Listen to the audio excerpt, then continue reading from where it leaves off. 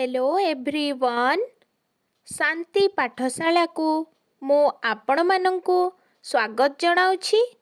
आजिकार एक नूतन भिडियो रे आमे आलोचना करिबा कुष्ठ निवारण।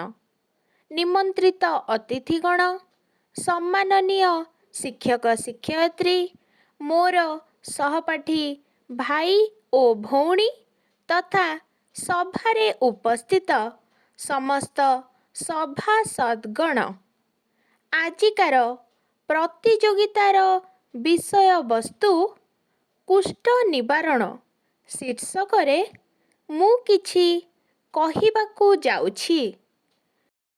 आपण माने समस्ते जानती मनीष जीवन अमूल्य। एई अमूल्य जीवनर श्रेष्ठ संपद हेला उत्तम स्वास्थ्य।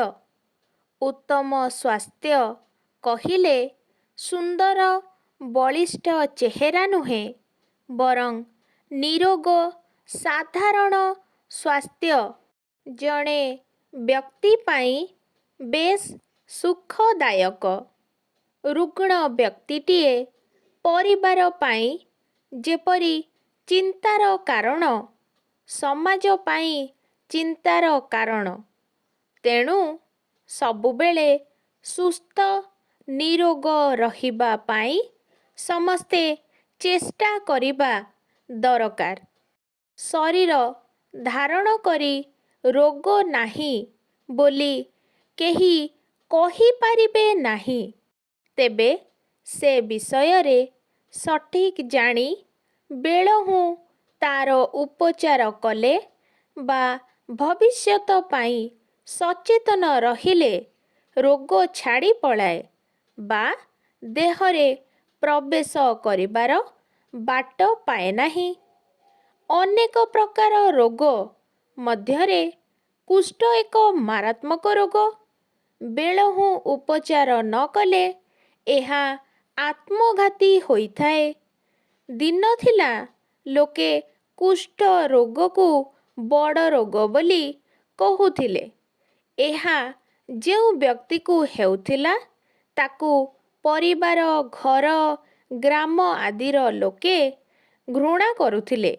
से अभिशापग्रस्त बोली विवेचना करुथिले ओ ग्रामरु मध्य बासंद करुथिले।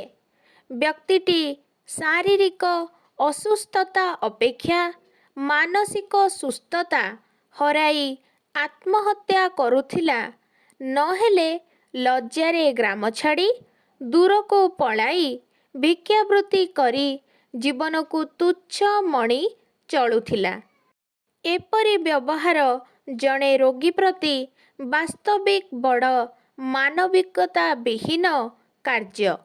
जना जाए जे पृथ्वी जेतिकी कुष्ठ रोगी अछंती तार 1/4 कुष्ठ रोगी आम भारत रे।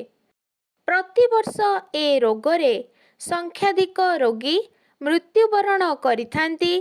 तेबे तामिलनाडु, आंध्र, ओडिशा, पश्चिम बंगरे एमानंक संख्या अधिक। वर्तमान समय बदलिछि।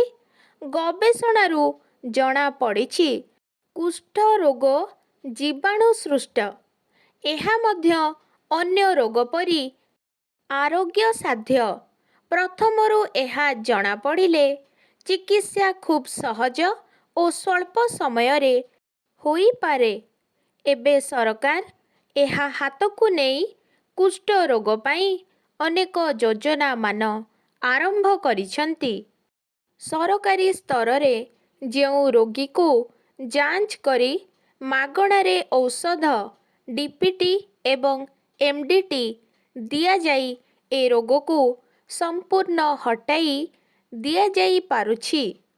कुष्ठ रोग विषय रे सरकारी बेसरकारी स्तर रे प्रबल चेष्टा आरंभ हेउछि। ओडिशा रे सेमानंक पाई 11टी कुष्ठ गृह ओ 1174टी कुष्ठ शଯ୍ୟା रहिछि। कटक, भुवनेश्वर रे सेमानंक पाई ଥଇଥାନ କେନ୍ଦ୍ର ରହିଛି। କୁଷ୍ଠରୋଗ ଡିଆଁ ରୋଗ ନୁହେଁ। ଏହା ପ୍ରତି ସତର୍କ ରହି ତା'ର ପ୍ରତିକାର କଲେ ଅନ୍ୟ ଶରୀରକୁ ଏହା ପ୍ରବେଶ କରିପାରିବ ନାହିଁ।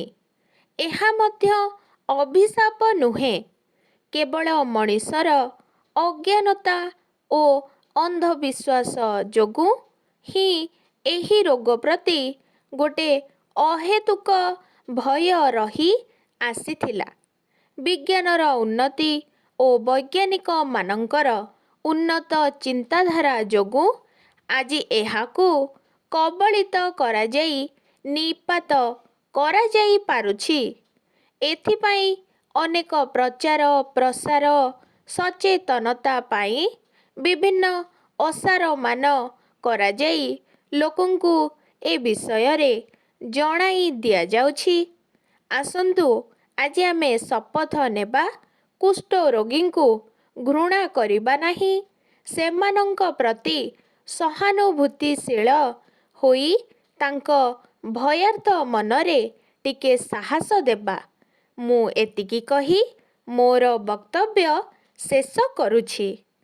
ଯଦି ଏହି ଭିଡ଼ିଓଟି ଆପଣଙ୍କୁ ଟିକେ ବି ଭଲ ଲାଗିଥାଏ ତେବେ ଲାଇକ୍, ସେୟାର ଏବଂ ସବସ୍କ୍ରାଇବ୍ କରିବାକୁ ଜମାରୁ ଭୁଲିବେନି। ଧନ୍ୟବାଦ।